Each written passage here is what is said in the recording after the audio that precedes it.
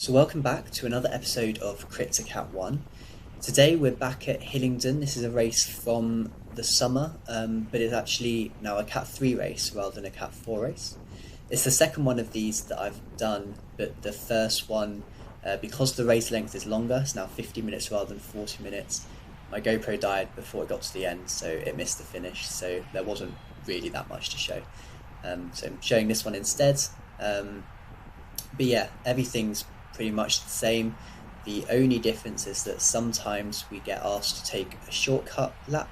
So you can see people putting up their hands here, and you saw that there was a sign on the right there that means that after the start finish line we take a right turn earlier than usual and just kind of cut across the circuit to shorten the lap. And the reason they do this is because they also run another race concurrently, which is the Elite 1-2s race. And if they're catching us up, which inevitably they do during the race multiple times, we take the shorter route just to lengthen that gap between us again, so that they don't actually catch us. So we've joined in 15 minutes. I'll kind of move on to another more interesting clip, which is about, I think, half an hour in. So yeah, you can see it was quite a big race. We had about 50 riders, I think, on the start line. Obviously the conditions are nice, and it was really hard to move up the field, I found. So you can see here how kind of busy it is and how compact everyone is. I was trying to find the best lines, the best wheels to follow to try and move up the field a little bit. So I try and go on the outside here because I see a bit of a gap opening up, and then I realise why this gap opens up, and because it doesn't last long. So I almost get cut off there just before the grass and get forced on, so I kind of back off and just sit again in the wheels because I don't want to take any risks by jumping onto the grass just to get an extra position or not at this stage in the race. So yeah, you can see there's really not much option for moving up, and it shows kind of how important position is in these sort of short races and kind of on these circuits. And even going around here, it gets really tight. Kind of riders shot nearly shoulder to shoulder. So yeah, just kind of follow riders around. Move on to this clip now, getting a bit further into the race, and I'm really starting to think about kind of moving up, and I haven't really done much at this point. So I see some riders kind of going off the front, and this rider picks it up a bit, so I follow on his wheel. And yeah, we really pick up the pace. You can see going from kind of 46 kilometers an hour as kind of riders start sprinting off the front, and we're going up to kind of 55, 56 k's an hour on actually a slight incline. So yeah, putting quite a lot of power down to try and see if we can make a break happen, because it's quite a large group of riders now at this point which have gone.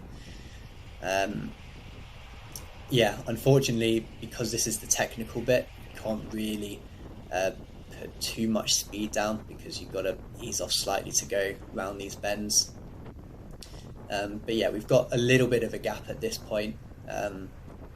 Not much, I mean a handful of seconds, probably not even that, a couple of seconds.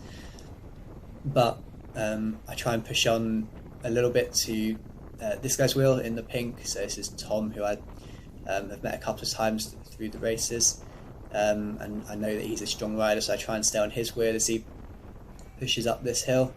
And then this is probably the mistake I made. I was kind of waiting for kind of an indication to come round, but I probably should have just made the decision to kind of go round and keep the pressure on and keep pushing on.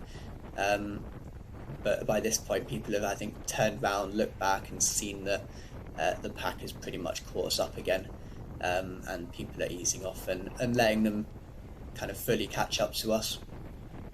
Yeah, you'll be able to see in a couple of moments that the pack kind of just swarms past us, and everyone's back together, which is then a good opportunity for someone else to make another attack in the lull. So you can see a couple of people doing that, but it comes to no avail, and that was kind of how the whole race went. Nothing really got away, everything stayed together until the end, which I'm going to move to now.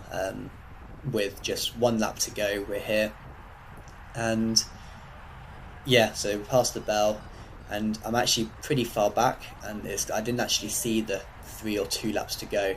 You can see it's really compact, people being forced onto the grass there. But yeah, my positioning isn't great, but luckily I get a bit of a break here. Some space opens up on the inside, so I push up the inside here while there's that gap. Obviously I have to back off a little bit as it gets tight around the bend, but at least I've moved up a bit. Because yeah, moving up, as I said before, was really difficult. So I stick on this person's wheel as we go around the tight technical bends. As we go up the hill, I'm hoping to maybe make up another couple of positions, so get out of the saddle and sprint, but there's just nowhere to go really, and yeah, just got to settle for where I am.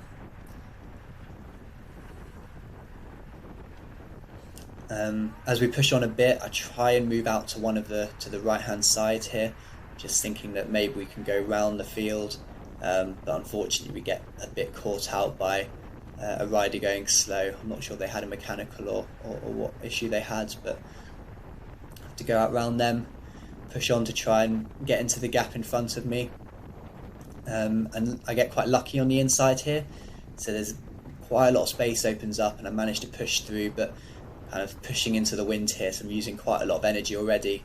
You can see I'm on the limit by my heart rate, and as we turn the final bend, I'm going all out for a sprint, but unfortunately I just don't really have the legs, and I see riders getting away and riders coming around me.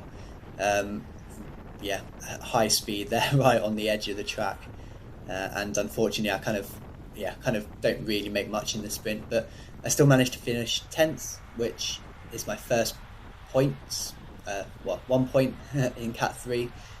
So yeah, still a successful outing, and happy with that.